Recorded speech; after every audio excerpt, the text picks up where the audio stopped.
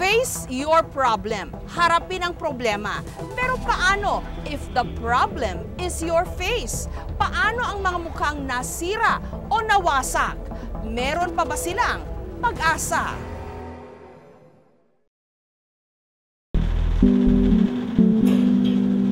Si Mark, 24 anyos, computer programmer. Sa unang tingin, ordinaryong-ordinaryo lang siya. Pero kung tatanggalin ang kanyang sombrero at salamin, mapapansing may kakaiba.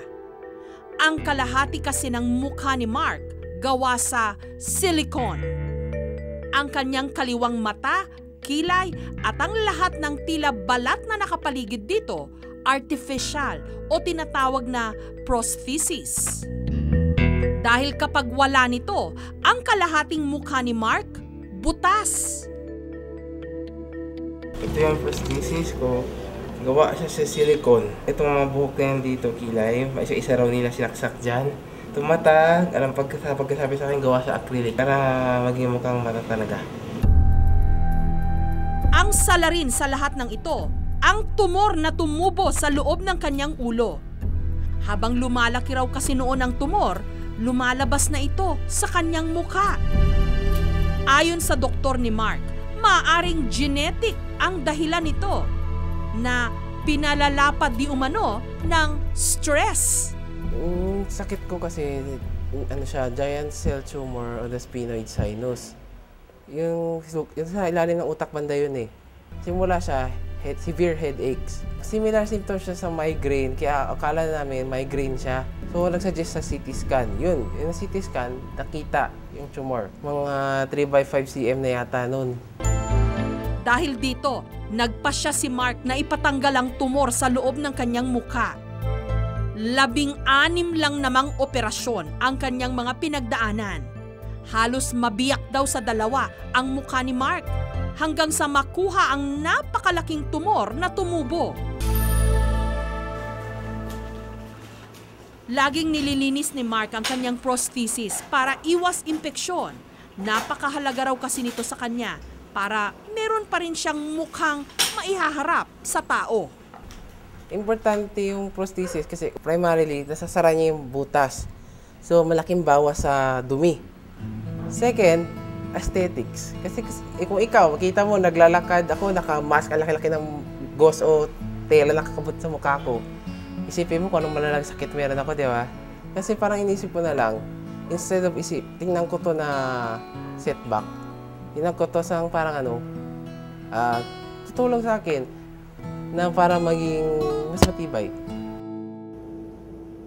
Ang gumawa ng artipisyal na mukha ni Mark, si Koji Miyata, isang maxillofacial technician o prosthetics expert. Ipinakita sa amin ni Koji kung paano gumawa ng prosthetics. Hindi raw ito nalalayo kung paano ginagawa ang pustiso. Katunayan, pwede raw gumawa ng iba't ibang artipisyal na parte ng katawan, mula ilong, tenga, mata at marami pang iba.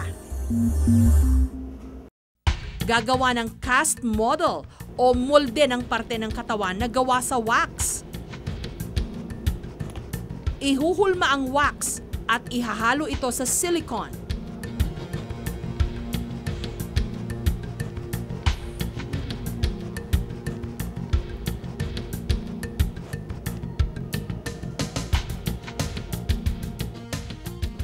Kukulayan depende sa skin tone ng pasyente. Usually, after I install ng prosthesis, the patient will be happy, parang masaya-masaya. Napaka-importante ng mukha ng tao. Ito kasi ang ipinanghaharap natin sa ating kapwa.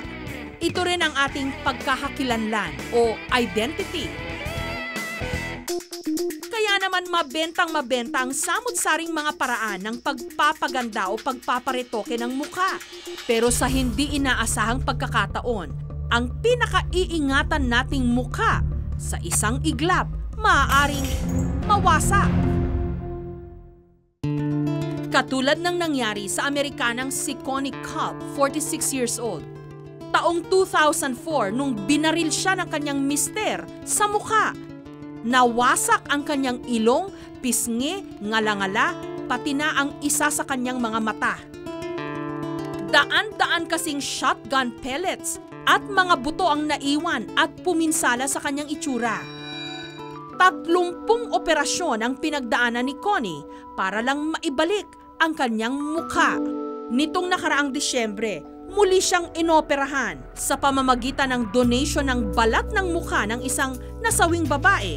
Natapalan ang nasirang mukha ni Connie. 80% ng kanyang mukha ang napalitan. 5 years ago, he told me he didn't think, he wasn't sure if he could fix me, but he tried. And he said, take multiple surgeries. Well, here I am 5 years later. He did what he said. Adopt me my nose. Plano rin ng mga doktor na alisin ang lumalaylay na balat ni Connie. Ang kaso niya, ang pang-apat na face transplant sa buong daigdig, unang-una sa Amerika. Ang operasyon ni Connie umabot ng $250,000 o 12 million pesos. Ang pagsasaayos ng mukha ni Connie, parte ng pag-aaral sa medisina na kung tawagin, reconstructive surgery. Pag sinabi mong reconstructive surgery, gusto mong ibalik as close to normal yung condition ng patient. So, reconstructive surgery will involve different kinds of techniques. Sa dance moves ni Junie, hindi siya kakikitaan ng trauma na nanggaling sa isang malagim na trahedya. Isa si Junie sa mga maswerteng survivor ng nasunog na ozone disco noong 1996. Nalapnos ang buong likod ni Junie, pati na ang kanyang mga kamay at gilid ng mukha. 5 taon pagkatapos ng aksidente, nagpa-reconstructive surgery siya. Dahil sa operasyon, umimpis ang mga peklat niya sa katawan. Napalitan din ang mga nalusaw niyang balat sa mukha. Skin grafting ang ginawa ng mga doktor. Kinuhaan ako ng balat. Ito, kung makikita nyo to, ito yung skin grafting kung tawagin. Dito kinuha. Ito. Malaki raw ang naitulong ng operasyon kay Junie. Kung dati, nagtatago lang daw siya sa kanilang bahay, ngayon, naibalik na raw ang normal niyang pamumuhay. Isa na siya ngayong swimming instructor. At least maski paano ngayon, naging maayos yung pamumuhay ko. Nakakagalaw ako ng maayos, karoon ako ng pamilya, karoon ako ng asawa, anak.